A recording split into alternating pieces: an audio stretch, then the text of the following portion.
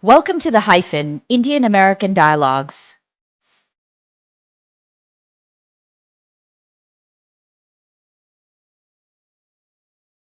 Joining us today is Milan Vaishnav. He is the head of the South Asia program at the Carnegie Endowment for Peace. He's a leading expert in the political economy of India as well as the Indian diaspora. He is the author of an award-winning book on politics and crime in India. He's also the host of an incredible podcast called Grand Tamasha. He has a PhD in political science from Columbia. Milan joins us today to talk about the Indian American Attitude Survey. This Carnegie Endowment survey questioned 1,000 Indian Americans on a variety of topics. What's exciting about this survey is that given the number of people surveyed and its methodology, we're able to draw statistically significant conclusions about the Indian American population. Welcome, Milan. Thanks for having me. Great to be here. So this survey is quite exciting. It's methodologically robust with over 1,000 or about 1,000 Indian Americans surveyed. You can make significant, statistically significant conclusions about attitudes. So I'm quite excited to talk about it today. What I wanted to start with is just to ask you, what are the biggest takeaways from the survey? What should people know about the Indian American community based on your findings? Yeah, I mean, I think, I would kind of break down, I think, our core findings into a couple different categories, right? I mean, I think the first and clearest takeaway for us is that, Indian Americans have a largely negative perception about how Donald Trump has handled his first year in office. And that negative perception is pretty broad and extends to his handling of the domestic economy, his handling of international economic policy, his handling of immigration, as well as his handling of U.S.-India relations, right? So that's, I think, the first top line finding. The second is that when it gets to, okay, so what does that mean for their kind of political decision making? It is true that Indian Americans remain disproportionately democratic in the big D sense, right? Favor the Democratic Party. But their attachment to the party has weakened between 2020 and 2026, right? And Republican identifiers has grown a little bit, but actually the biggest growth has been amongst people who are kind of identify as independents, right? So they're expressing some kind of dissatisfaction with kind of both major political parties. And so one implication of that is that when you ask people about kind of how they would vote in an actual election, and if you were just to take the 2024 election as an example and kind of do a rerun of that, you don't actually see the Democratic candidate Kamala Harris doing much better. In fact, the vote shares for Trump and for Harris come down, and the number of people who say, I don't really want to vote for either of these candidates goes up, right?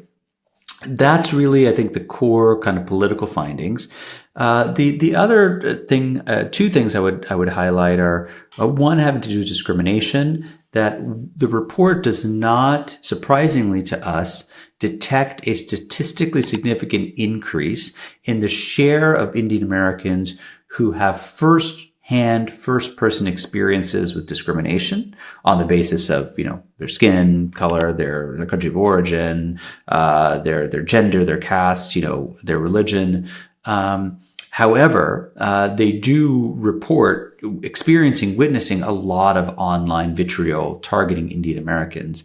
And one of the things the survey uncovers is that this is leading perhaps people to preemptively disengage from the kind of civic and political life in the United States, right? So just because we haven't picked up a statistical uptick in discrimination doesn't mean that discrimination isn't having all kinds of negative impacts. And then the last thing, if I might just highlight, which I thought was kind of interesting, is, there are increasingly a number of prominent people of Indian origin who are engaged in our politics, right?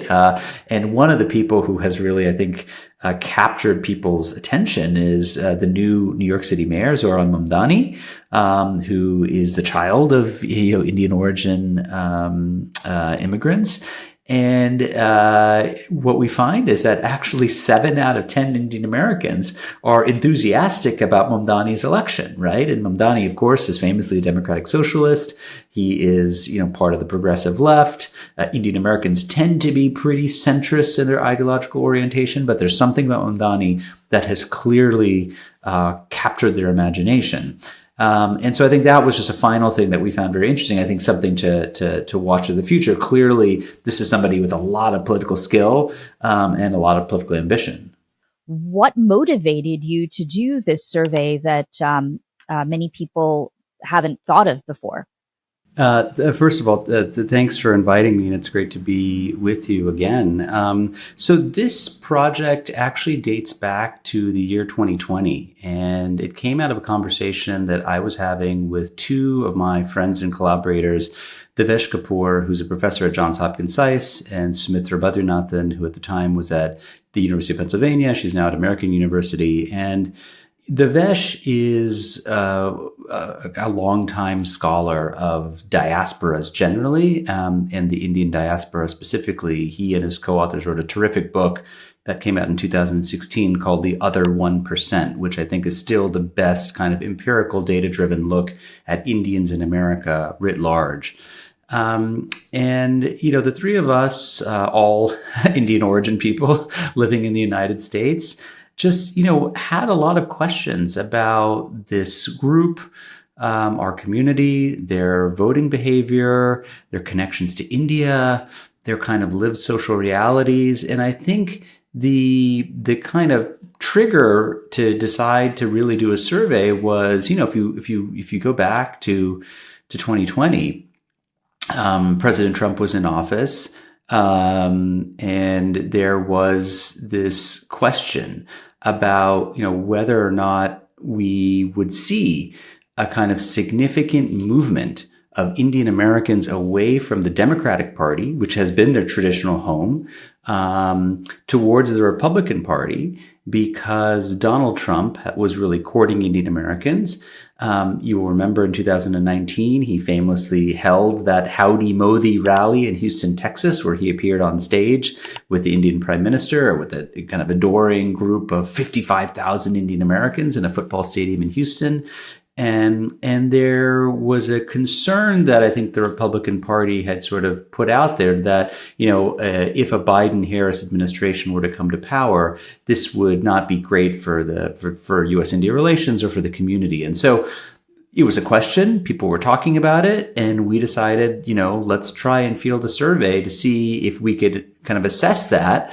But while we're at it, let's also try to get better a grounding of how Indian Americans think about the huge transformations underway in India's own politics, and maybe ask a little bit about their own kind of questions or relations to their own identity, what they think about kind of what it means to be Indian American. And so that's really what got the ball rolling. So that fast forward to today, the survey that you mentioned is actually the 3rd in a series.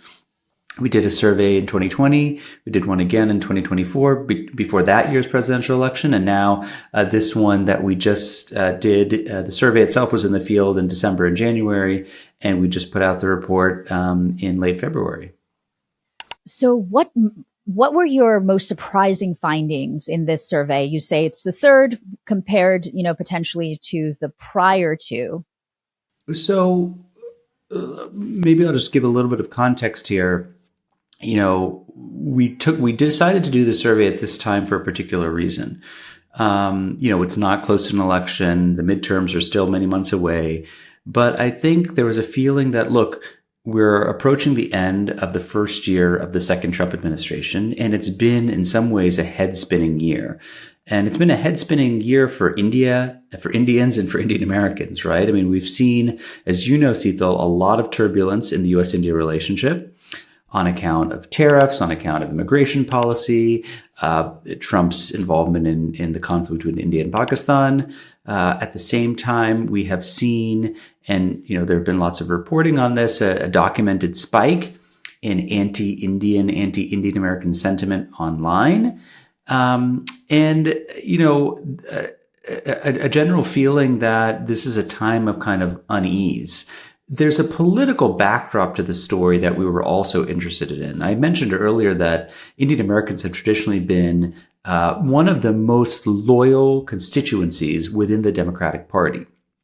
And that shifted a bit between 2020 and 2024. So the way to think about it is in 2020, about 70% of Indian Americans, according to our data, voted for the Democrat Joe Biden, who ended up winning that election. About 20% voted for Donald Trump, who was the incumbent who lost that election. Fast forward to 2024, and that 70-20 Democratic Party advantage shrank to 60-30, right? So it went from net 50 to net 30.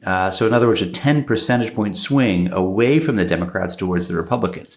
So, we wanted to do this survey to see, has anything changed given all of this turbulence in the past year? So sorry for that kind of throat clearing, but I think it's important to kind of understand where we're coming from.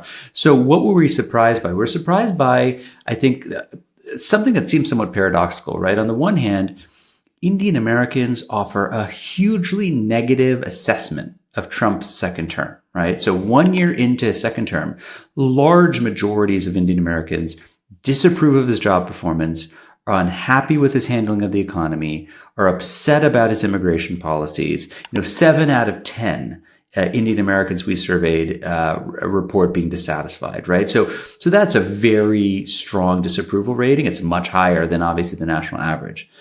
At the same time, we don't see yet that widespread disapproval of Trump's policies neatly translating into clear gains for Democrats. If anything, we're actually seeing something of a softening of Indian Americans' own partisan attachment to the Democratic Party.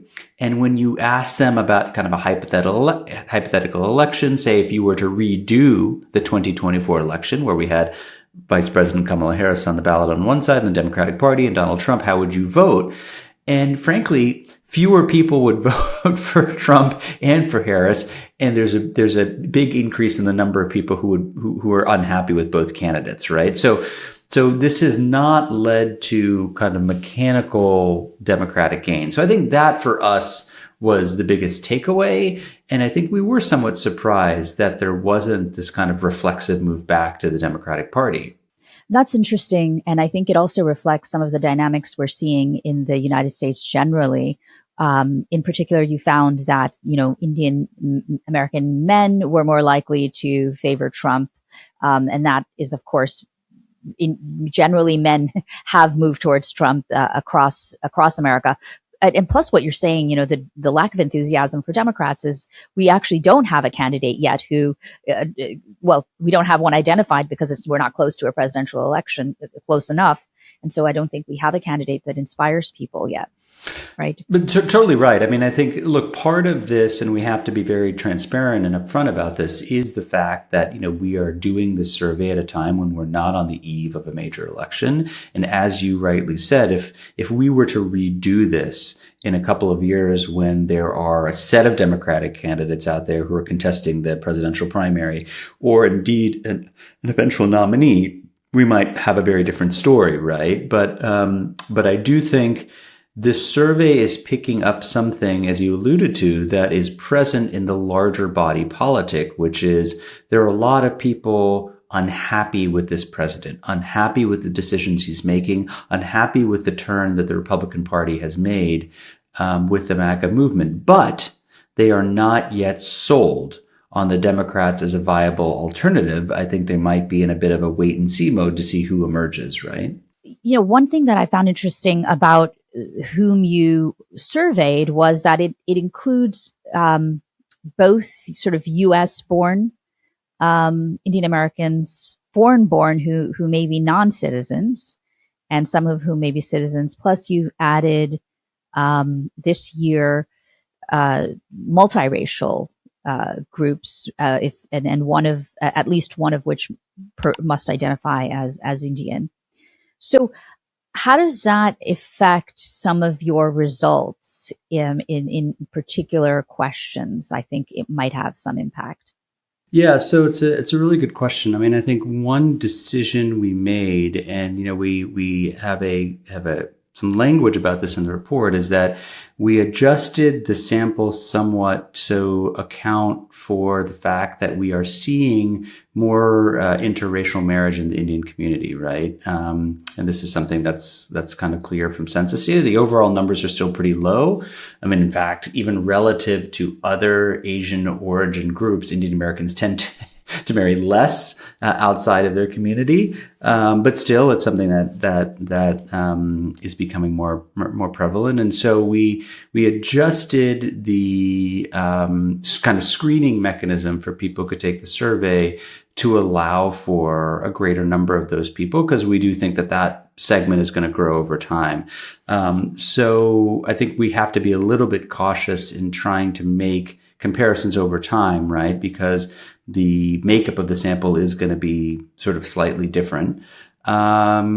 We also, as you rightly pointed out, include, and we've always done this, citizens as well as non-citizens. For the questions that we ask about vote choice, obviously the analysis restricts those to people who are just citizens, because they're the people who are eligible to vote.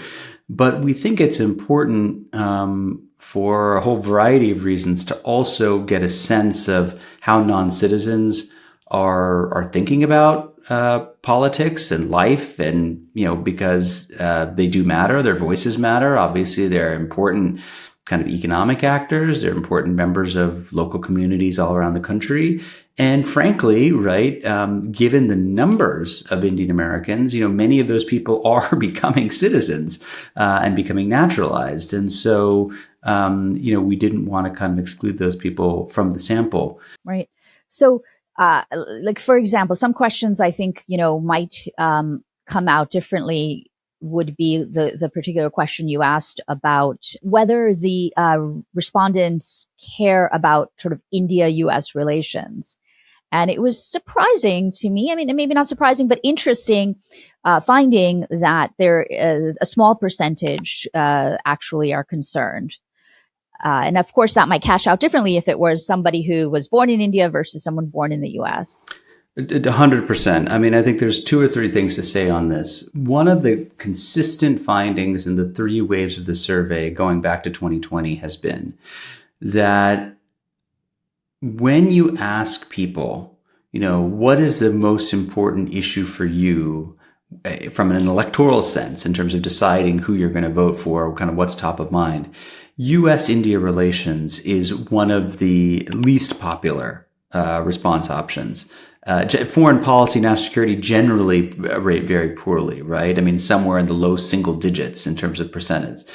You tend to have issues that are bread and butter issues which dominate kind of people's minds, right? So it's the economy, it's inflation, it's the price of things, it's, the employment situation, right? I mean, during COVID, there were people who really cared about the state of our healthcare system, the state of our education system, because a lot of kids weren't in school, right? And so that in some ways is not that surprising in the sense that, that's generally what most surveys of the American public find, right? I want to make a distinction here between something not being a critical electoral issue and something that people don't think is significant. I think Indians in America, by and large, do care about what's happening between the U.S. and India. I think, we've seen a lot of backlash towards this president because they believe that, he has not handled the bilateral relationship very well. But I think the kicker is that, when it comes to actually voting and how people cast their ballots, foreign policy, the relationship between the U.S. and India is not topmost of mind.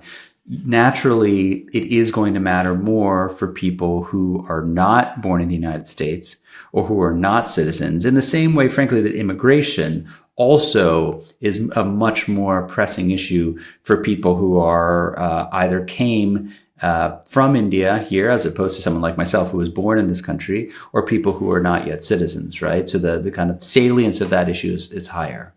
Yes, where the issues are very global now, right? With the tariffs, with the Indian citizens who were killed in America, global I mean, and it's a function of extradition. Also of our information environment, right? I mean, people have access to this stuff on social media, Instagram, on TikTok, on Twitter, on Facebook. And so, there's this kind of instant transmission of issues from one set to the other. I mean, just to give you a kind of concrete example of this, my hometown is Houston, Texas. That was the site of this historic 2019 rally, Howdy Modi, where the Indian diaspora was there to kind of welcome and celebrate Prime Minister Modi and his achievements. And Donald Trump was not originally part of the program, but became part of the program and became a kind of big to-do. And I remember talking to some of my parents' friends who have been living in Houston from a long time, immigrated from India, and many of them were quite excited that this was a big honor. They got to see the prime minister. Many of them were supporters of the prime minister. And what was interesting is looking at my own personal social media. Their kids, and in some cases their grandkids, were out front protesting Prime Minister Modi because they disagreed with his policies on Kashmir. They were not fans of changes to citizenship law and so on and so forth, right? I mean, so this is not a monolithic, community, right? I mean, this is really a community where people hold very diverse views. Right.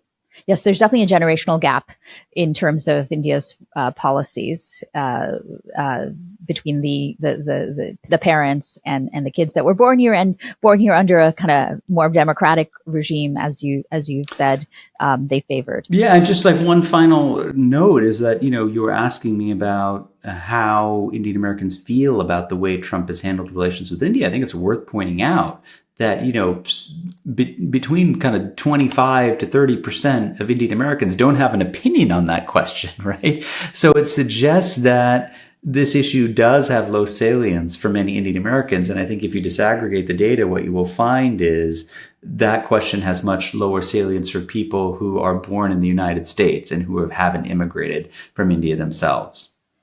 Right. Absolutely.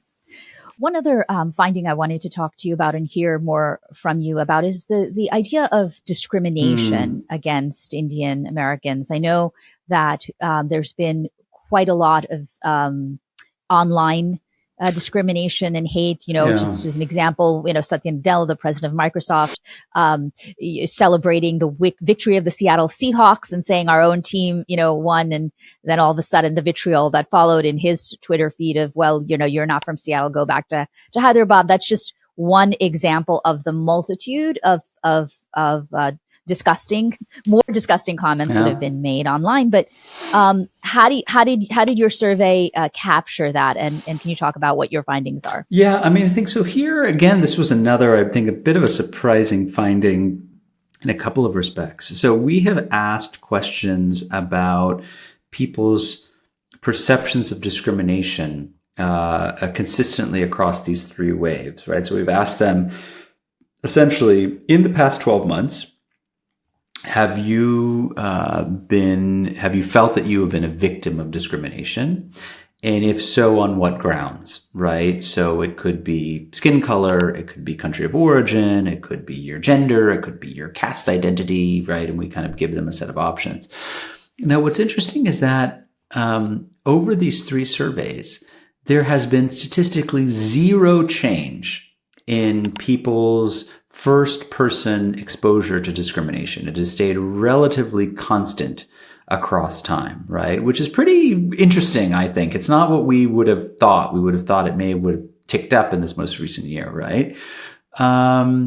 However, I don't want to suggest that means that, this isn't an issue, because one of the other things that we found is when we ask people whether or not they were experiencing or witnessing, I should say, this kind of online anti-Indian hate that you alluded to earlier with the Satya Nadella example.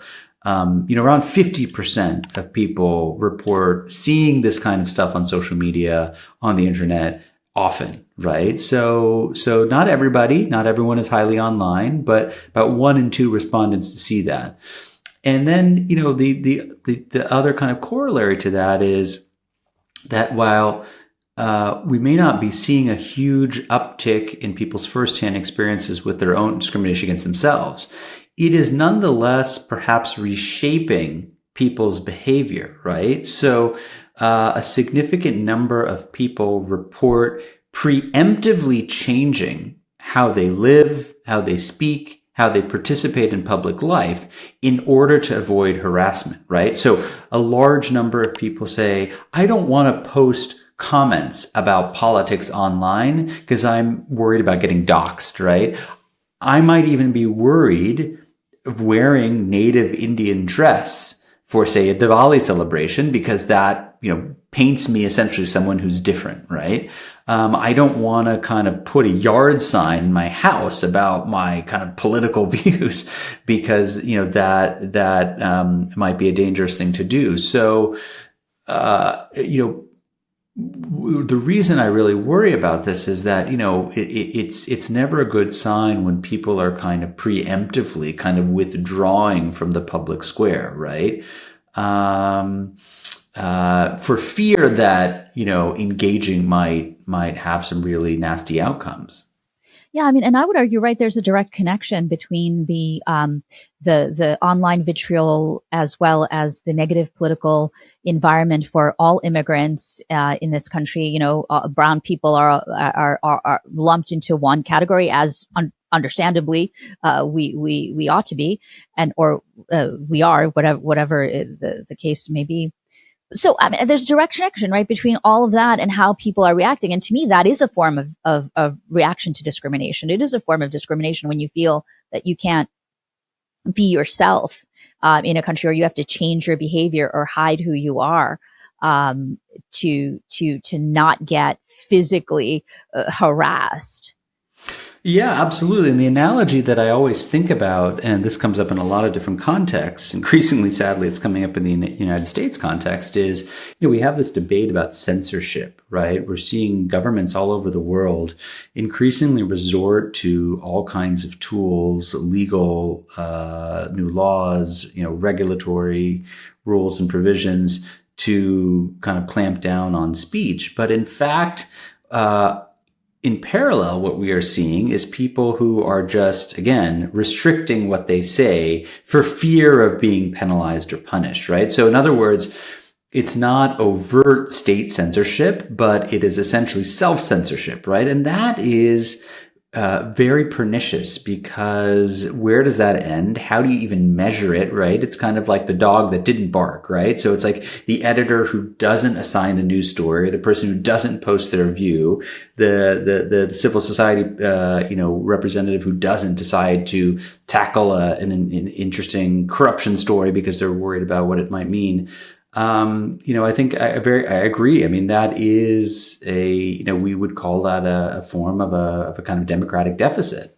Yeah. And I think it's, doesn't bode well for the way we're going. And I certainly hope we can find ways to change it. And I think your survey, provides us the tools that we need to understand what the problems are. So I really appreciate that. One other thing I wanted to ask, what implications do you think the survey has for how perhaps political leaders should be messaging, what NGOs should be doing, what other constituencies do you think would be interested in these findings? Yeah, I mean, let's start with the political class, right? I mean, I think there are warning signs in this report, both for Democrats and for Republicans, right? I mean, again, if you look at Indian Americans historically, as I mentioned before, they are amongst the most kind of pro-democratic constituencies in America, right? So the way to kind of situate them, if you kind of look at different racial ethnic minorities in the United States are Black Americans tend to vote most heavily Democratic. Indians are somewhere between Black voters and Latino voters in terms of their propensity to vote for the Democratic Party, right? Now, of course, their numbers are relatively small. There are about 5 million people of Indian origin. Not all of them are citizens. But still, I think that's a very clear sign. But we're seeing, again, a kind of softening or weakening in their connection to the Democratic Party. And maybe a sense of unease about, what the Democratic Party stands for, who is the next generation leadership of the party. If you flip that for Republicans, this is a group that many conservatives have long felt belong in their camp. They look at Indian Americans and they say, look, these are people who have serious family values. Many of them are entrepreneurs. Many of them care about taxes, about regulation, about kind of fiscal issues. And they should really be voting for us. But we have not seen significant numbers of Indian Americans vote for the Republican Party. But we have seen a bit of a move towards Republicanism in the past couple of years. And that's very clear from 2020 to 2024. I think the Republican Party is at real risk of forfeiting those gains if they continue in the mode that they're currently in. I think we're already seeing a lot of disaffection with the turn the party has taken, just in the first year of the Trump administration. So I think those are the messages for the political class.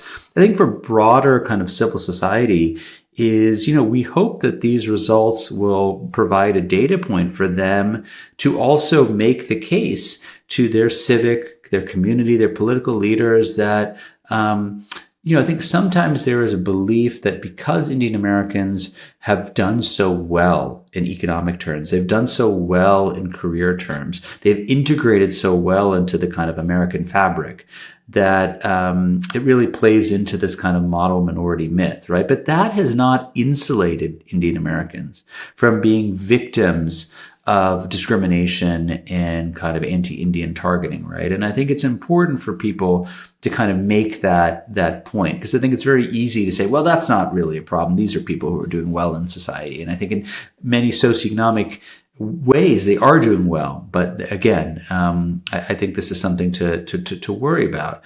So I think those are some of the takeaways that we hope that people will take away from this report. It's really fascinating and incredibly important report. We're grateful you did it. I noticed that you had a question also about the severity of the discrimination or the type of discrimination in this survey, but perhaps not in the prior surveys. Is that accurate? Yeah, that's right. Yeah, I mean, I think decided to ask a slightly deeper set of questions on discrimination this time to try and kind of unpack the severity, the modes, the locations in which it was happening, just because I think it's an issue that's been on a lot of people's minds. The kind of blatant anti-Indian American racism we're seeing is pretty stark. And I think, just to kind of put a point on it, the reason I think it has worried so many people is not just, seeing this in plain black and white.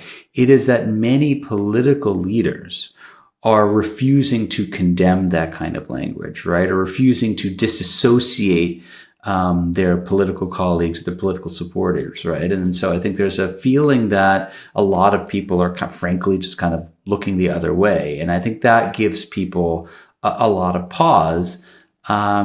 There's clearly some relationship between trajectory of U.S.-India relations and the degree to which Indians have become a target, right? I mean, it is hard to nail that down in a kind of causal sense, but I think the attacks on immigration, the criticism of the H-1B visa program, the tariffs that we're seeing, all of that sort of said, Indians are problematic in some way, right? I mean, they were kind of disproportionately singled out or felt disproportionately singled out. And I think that did have, my own hypothesis is that it had spillover effects in terms of ordinary social interactions. So, yeah, I think really, really interesting. Again, thank you so much for being here and for taking the time, particularly given the time zone differences. that we have. It's been a great conversation. No, thanks for having me. It's always fun to talk to you. Surveys like these are essential because it moves beyond anecdotes and assumptions and gets us real data-driven evidence on what the Indian community is experiencing in America today. The results of this survey have really important implications for politics, economics, and social movements in the United States, and I hope everyone has a chance to read it in full. If you enjoyed this episode of The Hyphen, please like and share it and subscribe to our YouTube channel. Thank you to our producers, Ashini Jagtiani, Shannon Young, and Social Sherpa. I also wanted to give a big thanks to our media partner, India Abroad.